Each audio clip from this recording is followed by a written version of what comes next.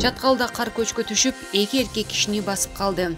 Кара Бура Чаткал унаа жолунда Global Jamgir Mining компаниясынын кызматкерлери карда тайлап түшүрүү иштерин жүргүзүп жаткан учурда кар көчкө түшүп, 2 кызматкерди басып калгандыгы тууралуу кабарланган. Бул тууралуу Өзгөчө кырдаалдар министрлигинен билдиришти.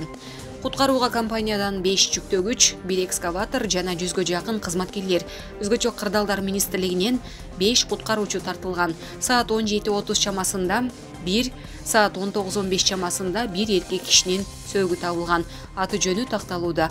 Окуя болгон жерге президенттин Жалал Абад облусундагы өкүлү Абсаттар Сыргабаев чыгып кеткен. Бизнесимди текшербесе, салыктарды санабаса деп заманасы курулуп жаткандай. 2015-жылы Атамекен партиясынан депутат болгон Эмил Токтошов ойт берип, 6 жылдык жакшылыкты унутуп, Өмүрбек Текебаевди сатып кеткендей мамиле кылган. Адахан Мадумаровдун үйүрүнө кошулуп, учурда бүтүн Кыргызстан фракциясынан депутат болуп отурат. Иштен билгендердин айтымына караганда, Токтошовдун томуктай жүрөгү болкулдап, бийликтен кыйла коркуп отурган чагыбы. Мадумаровду башка депутаттарды суракка чакырган сайын зырпылдап, бизнесимди текшербесе, салыктарды санабаса деп заманасы курулуп жатабы.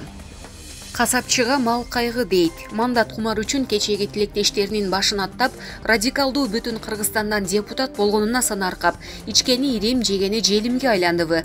Ошон үчүн тымпыйып, лидери Адахандын саясатын колдобой, коргобой, көзүн сүзүп отургандай. Азия Ньюс гезити. Булак Арыва Кейжи.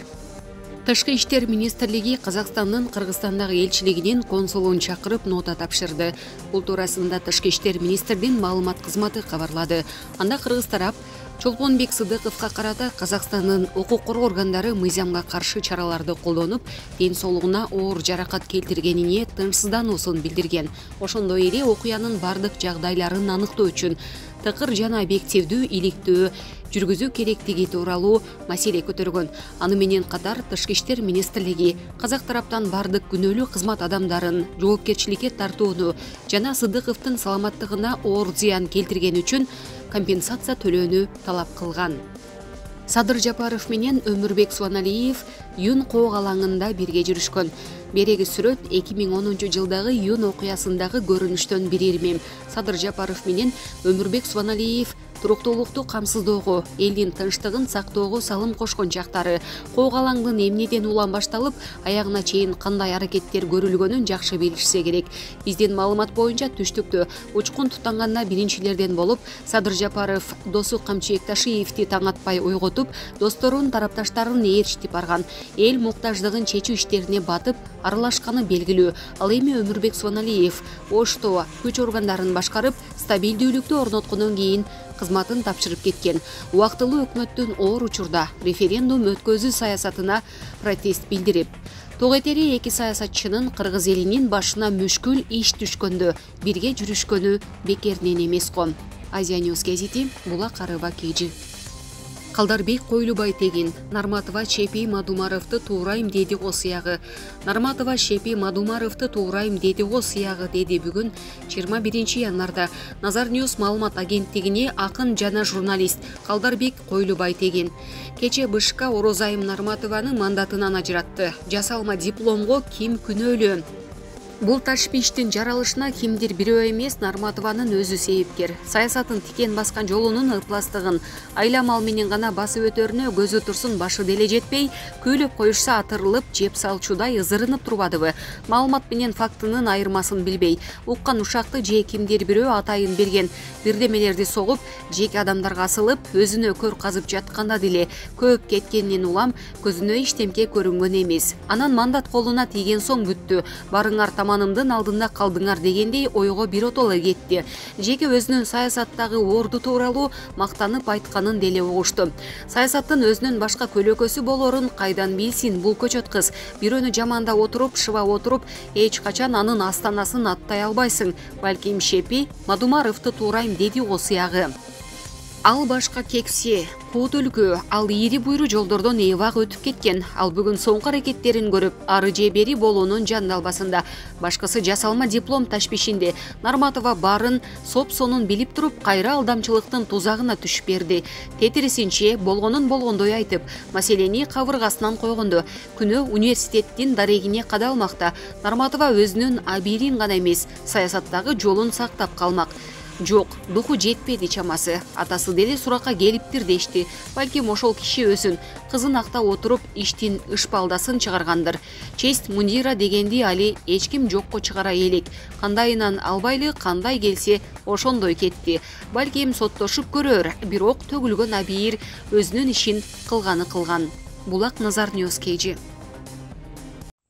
Азык-түлүктөрдүн сапатсыздыгы акыркы 3 жылда оорулардын көбөйүшүнө себеп болгондугу айтылат. Жаштар арасында аллергиктер көбөйүп, күн сайын жаңы оорулардын жанданып чыгуусуна жол ачууда. Мындан улам санитардык эпидемиологиялык көзөмөл борбору тамак аш коопсуздугун сактоону алгач азыкты өндүрүүдөн баштоо керектигин эскертет.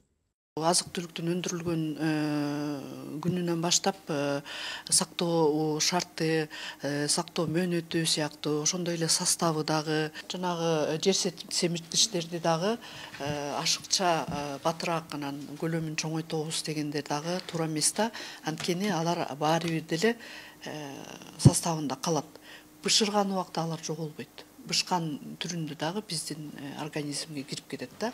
Ошондуктан Айыл чарба министрлиги, ветеринардык кызмат, фитосанитардык кызмат ошол өндүрүп жаткан талаада канчалык деңгээлде ошолор колдонуп атат, ошолор көзөмөл жүргүзүш керек.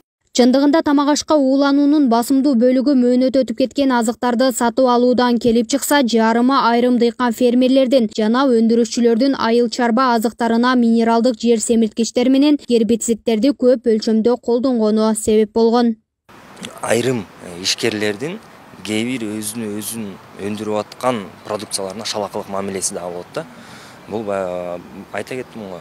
Туура эмес дары-дармектерди колдонгонго, же болбосо туура эмес пестицидтерди колдонгонго, же сертификациядан өтпөгөн продукцияларды, же болбосо ошол эле дары-дармек, пестицидтерди алып келип, бул жактан сатууга уруксат бергенде бул бир чоң көйгөйгө алып келет да.